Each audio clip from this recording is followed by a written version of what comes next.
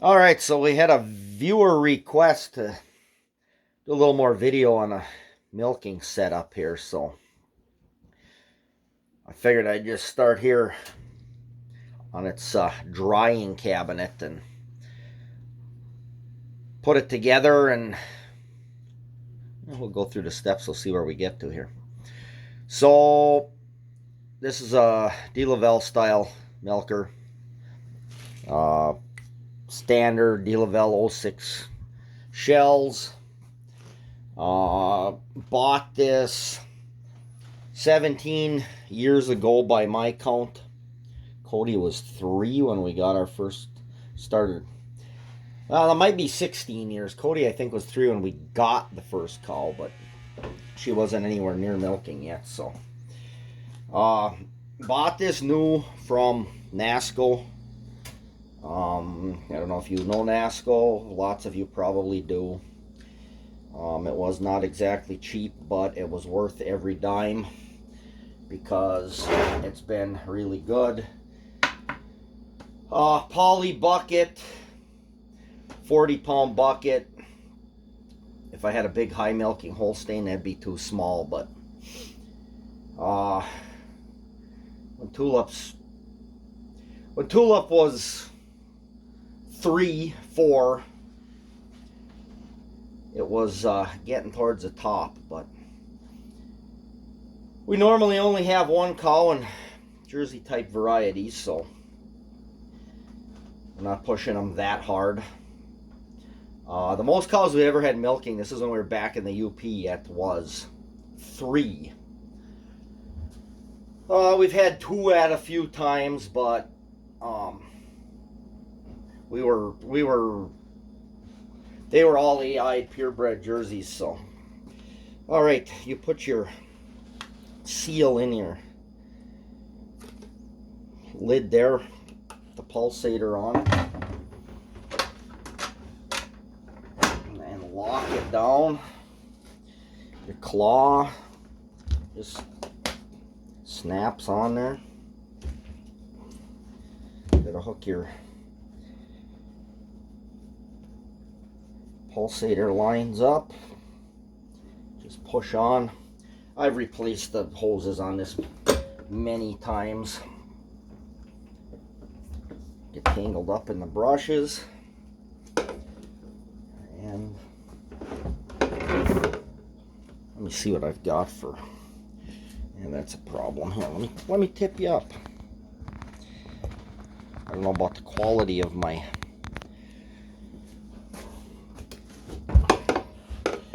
Pull the claw off of there so we can see what we're doing.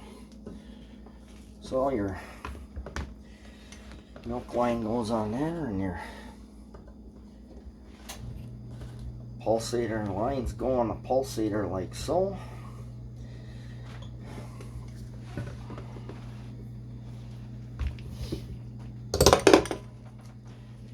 And that's all there is to putting it together.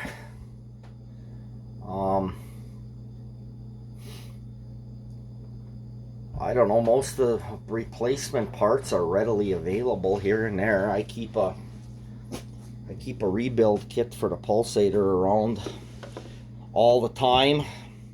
Not too hard to rebuild, pull apart new seals and slide.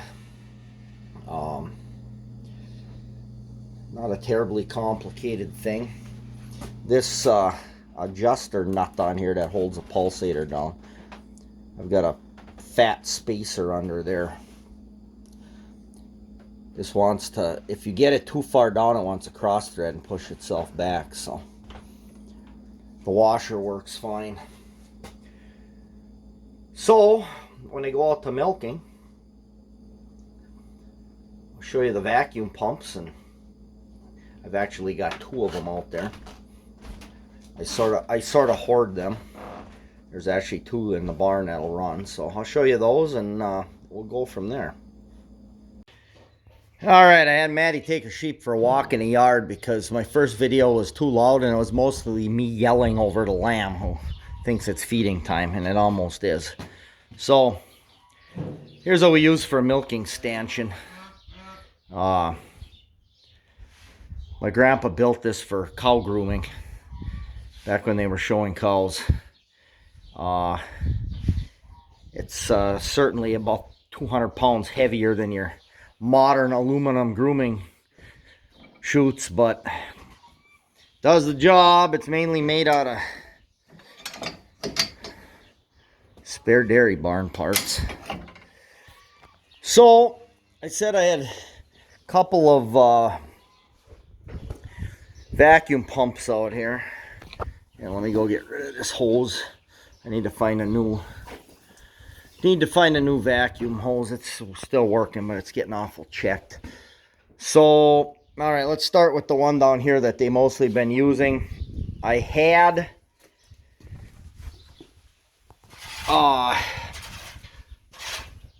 one similar.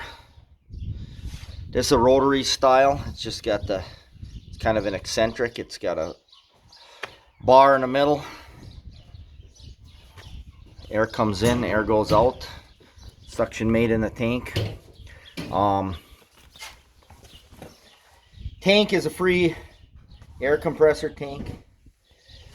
That rotary pump came out of the same barn, the place where I got the 50 John Deere from originally. The muffler I painted yellow, that was on the setup. I have another one of those rotary pumps that was on a little, kind of a nice little portable unit, but the tank rotted out. So me and Cody whipped this thing up. I'll show you the other one.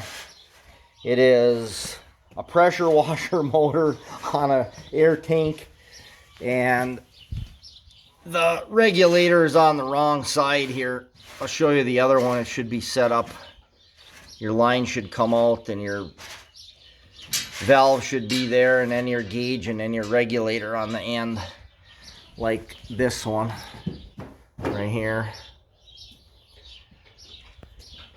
So I got all kinds of those valves. I pulled them out of barns. There's buckets of them somewhere. That's a surge gauge, came out of the neighbors. This surge vacuum pump came out of the neighbors.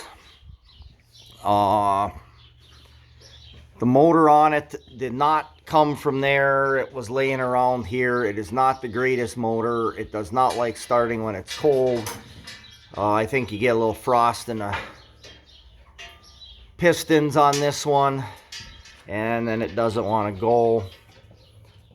So I'll find something different. Surge gauge on this one also. This was the painted green. This is from my little portable unit before it went to pieces. So this one I got on a switch.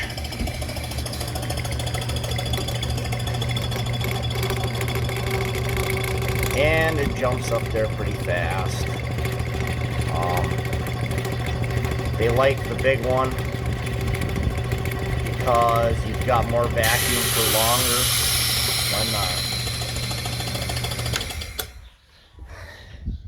You got a big volume of tank here. This one, Gina cleaning her horse manure. Well, wait, she's cleaning Maddie's horse manure. This one I'm just plugging in. I'll probably change some things around, but that's how that one runs. I'm supposed to be able to add oil there. I never do. Dump a couple tablespoons in the top of the muffler and let it drain in there. I just use vacuum oil. For years I used motor oil on that other one. It worked fine. So as you see, this one takes its own sweet time coming up. I'm going to guess that that pump probably doesn't move quite as much.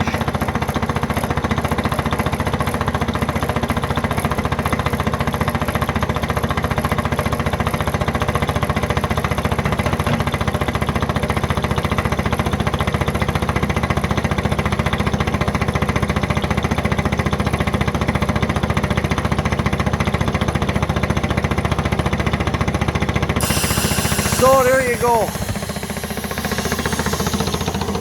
That's the vacuum pumps to run the milker. I guess you've seen how we stick it on the seen milking the other day. Pretty much like any other cow, I guess. So, all right, well, I'll let Maddie come back here with her sheep, and there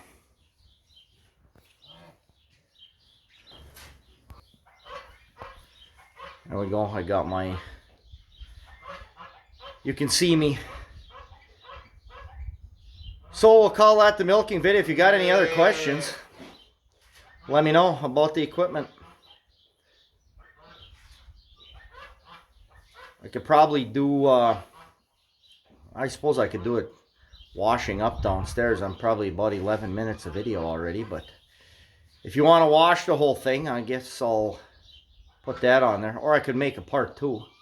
Maybe I'll put this up, make a part 2. Alright, well, thanks for watching. Hit that like button. Subscribe if you haven't. Thanks, everyone.